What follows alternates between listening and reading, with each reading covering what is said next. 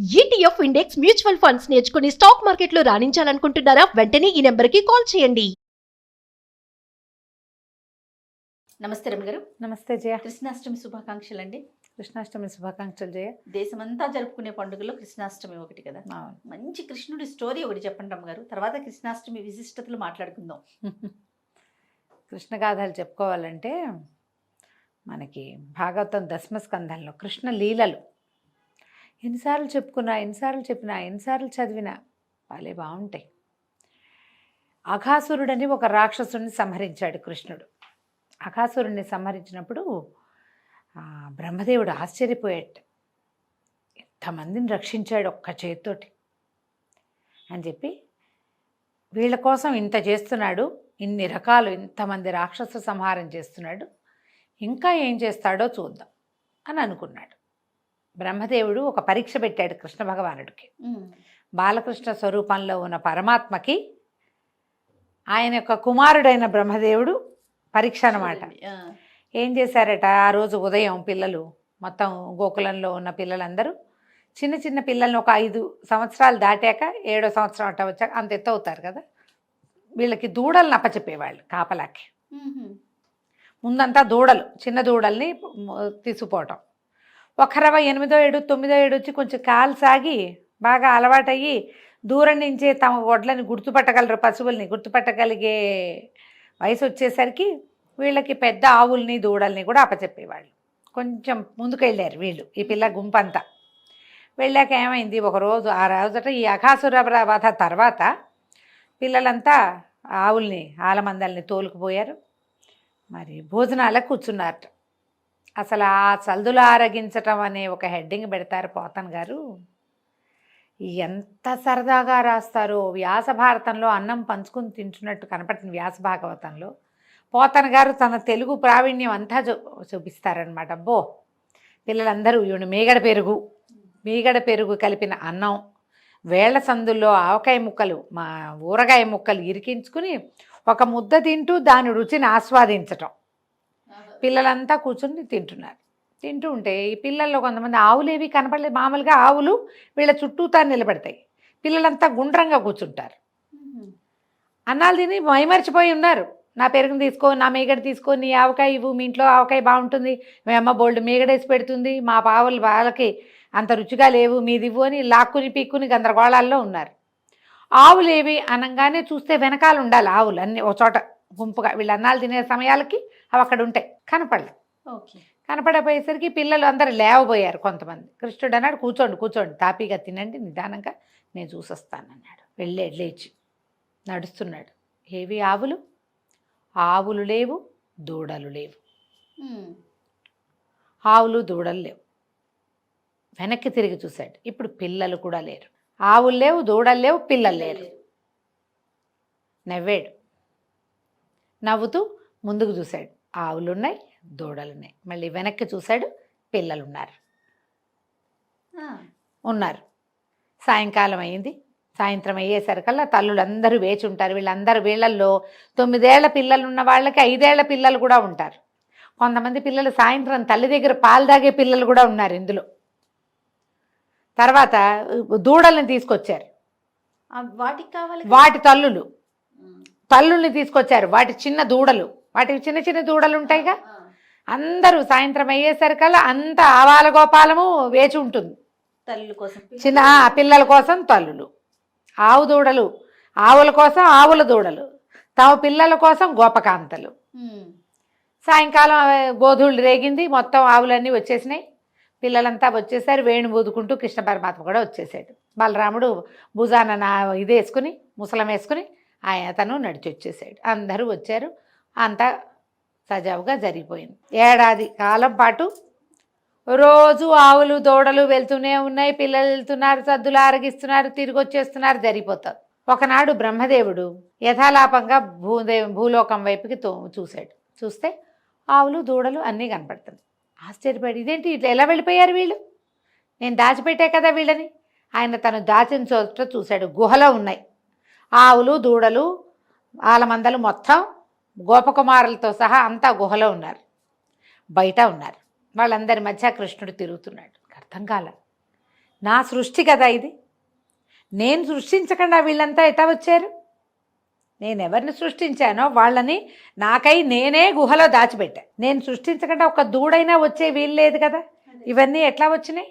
ఆయన ఆశ్చర్యపోయి ఇక ఇది ఎక్కడ ఇంచి వచ్చినాయి ఈ ప్రతిమలు అని ఒక్కొక్క బొమ్మని పరకాయించి చూడడం మొదలుపెట్టాడు. చూస్తే ఒక ఆవు ముఖంలో కృష్ణుడు, ఒక దూడని పరకాయించి చూస్తే కృష్ణుడు, గోపాల బాలుడు, ఒకడు పొట్టివాడు, పొడుగువాడు, బొద్దువాడు, రంగు తక్కువవాడు, రంగు ఎక్కువవాడు, చామన్చాయవాడు, ఎర్రనివాడు, గుండువాడు, పిలకవాడు, బొద్దుగా ఉన్నవాడు ఒకడు, లడ్డు, అన్నీ కృష్ణ స్వరూపాలే. ఎన్ని ఆవులు, ఎన్ని దూడలు, ఎంతమంది గోపకుమారులు! ఒక్క బలరాముడు, ఒక్క కృష్ణుడు ఉంటే ఆ ఒక్క కృష్ణుడు ఈ మొత్తం స్వరూపాల రకంగా అతనే ఉన్నాడు. మధ్యలో కృష్ణుడు బలరాముడు అడిగేట, ఏమిటో కథ మారినట్టుందే అని అడిగితే, మారిని ఆ కథలో మనం ఉన్నాం కదా, మనం ఉన్నది అందుకే కదా అన్నాడు కృష్ణుడు. మనం ఉన్నాంగా. ఇప్పుడు సాయంత్రం అయ్యేసరికి బ్రహ్మదేవుడు పిల్లమేక అన్నిటినీ తీసుకుపోతే, సాయంత్రం అయ్యేసరికి ఆవుల కోసం దూడలు చూస్తే, పిల్లల కోసం తల్లులు చూస్తారు. ఎట్లా? అన్న తమ్ముడు ఇద్దరే వెళ్తే ఏం చేస్తారు? వీళ్ళకి గొడ్లు లేవు, వీళ్ళ ఆవులు కూడా పోయినాయి. అన్నయ్య తమ్ముడు ఇద్దరే మిగిలారు. పరమాత్ముడు యొక్క పాన్పు అక్కడ ఉన్నది. వాళ్ళని ఏం చేయలేడు బ్రహ్మదేవుడు. మిగిలిన గుంపందరినీ దాచేశాడు. వీళ్ళిద్దరూ నిలబడితే ఏం ప్రయోజనం? వాళ్ళకి ఏ ఇబ్బంది లేకుండా మొత్తం సమాజాన్ని తీసుకొచ్చేసాడు కృష్ణుడు. సంవత్సరం పాటు ఈ లీల కొనసాగింది. ఏడాది తిరిగింది. బ్రహ్మదేవుడికి అర్థమైంది, ఈ మొత్తం ప్రతి సృష్టి చేసిన వాడు సాక్షాత్తు పురుషోత్తముడు. ఆయనే ఈ మొత్తం అన్ని రూపాలు ఎత్తి వాళ్ళని సంతోషపెడుతున్నాడు. భగవంతుడు కాక మనని ఎవరు సంతోషపెట్టగలరు మానవులని? అమ్మకి కుమారుల రూపంలో సంతోషాన్ని కలిగిస్తాడు, తల్లికి. ఒక ఉద్యోగికి జీతం రూపంలో సంతోషం కలిగిస్తాడు. ప్రతిదీ పరమాత్మ స్వరూపమే. ప్రపంచమే పరమాత్మతోటి నిండి ఉంది. ఎప్పుడైతే తన ఇలా ప్రతి సృష్టి చేశాడు భగవంతుడు అని తెలుసుకున్నాడో, బ్రహ్మదేవుడు పరిగెత్తుకుంటూ వచ్చి నమస్కారం చేసుకుని, నిన్ను పరీక్షించనించాను నేను, పరీక్షలకే పరీక్షవి నువ్వు, నా అజ్ఞానాన్ని, ఈ లీల నువ్వేం చేస్తావో చూడాలన్న కుతూహలంతో చేశాను కానీ నిన్నెంచగలవాడని కాను నేనని నమస్కారం చేసి ఈ గుహలో ఉన్న పిల్లల్ని వదిలిపెట్టాడు. కృష్ణుడు ఆవులు తోలుకు రావడానికి వెళ్ళాడు. ఆవులు లేవని, అది కదా ఈ సీన్. మొదట ఆవుల్ని తోలుకొచ్చేసారు కదా, ఆవుల్ని తోలుకొచ్చాడు. తోలుకు రాగానే ఇక్కడ కూర్చున్న పిల్లలందరూ పిలుస్తారు, కృష్ణ రా రా రా, ఇంకా మీగడంతా అయిపోతుంది, అందరూ పనిచేసుకుంటున్నారు, యశోదమ్మ పెట్టిన మీగడన్నమని పిలుస్తున్నారు. వచ్చాడు. సంవత్సరం గడిచిన సంగతి ఎవ్వరికీ తెలియదు. అప్పుడే కథ ఎక్కడ కథ మొదలైందో అక్కడే ఆగిపోయింది. ఏడాది నడిచింది, కానీ ఆ ఏడాది నడిచిన గుర్తు ఏదీ లేకుండా చేసేసాడు. దాన్ని మనం విష్ణుమాయ లేదా కృష్ణమాయ అని చెప్తాం. ఈ కథతోటి కృష్ణాష్టమి వేడుకలకి శ్రీకారం చుడదాం. తప్పకుండా. కృష్ణలీలలు ఎన్నిసార్లు విన్నా, ఎంత చదివినా, ఎంతమంది చెప్పినా అని కొత్తగానే ఉంటాయి. భాగవతం దశమస్కంధం చెప్పుకున్నాం మనం. మార్గశిర మాసంలో మన వాళ్ళు ప్రతిసారి వేస్తారు. గర్భవతులు కృష్ణగాథలు వింటే చక్కని కుమారులు కలుగుతారు, మానసికమైన ఆహ్లాదం కలుగుతుంది. అవకాశం ఉన్న వాళ్ళు భాగవత కథాసుధని వినండి. అయితే కృష్ణాష్టమి, గోకులాష్టమి నాడు ఈయన జన్మించాడు. సాధారణంగా అష్టమి అమ్మవారి జన్మదినంగా చెప్తారు. అమ్మవారి జన్మదినం అంటే పరదేవత యొక్క జన్మదినం. ఆమెకి అష్టమి తిథి ఇష్టమని అష్టమి నాడు అభిషేకాలు అవి కూడా చేస్తారు. అదే అష్టమి నాడు మన కృష్ణ పరమాత్మ జన్మించాడు. ఆ రోజున కృష్ణుడికి పుట్టినరోజు వేడుకలు చేసుకుంటాము. ఉయ్యాలు వేస్తారు, ఉట్టి కొడతారు, కృష్ణ పాదాలు వాకిట్లో ఇంచి ఇంట్లోకి వస్తున్నట్టుగా వేసుకుంటారు. చేత్తోటి వేసేవాళ్ళు, ముద్రలు కొనుక్కొచ్చి వేసేవాళ్ళు, ఎట్లా కుదిరితే ఎట్లా ఇంట్లో ఉయ్యాలు వేసుకుని ఉయ్యాల ఊపుతూ కృష్ణగాథలు ఏవైనా పాడుకుంటూ కృష్ణుడికి ఇష్టమైన రకరకాల పదార్థాలు, ఆయనకు అది ఇష్టం ఇది ఇష్టమని ఎన్నో కథల్లో విన్నాం. పెరుగు, మీగడ, వెన్న, పాలు అవన్నీ ఇష్టం. వెన్న మీగడ పెట్టుకుంటారు, శొంఠి పొడి పెడతారు, కొన్ని చోట్ల ఇవి కాయపొడి పెడతారు.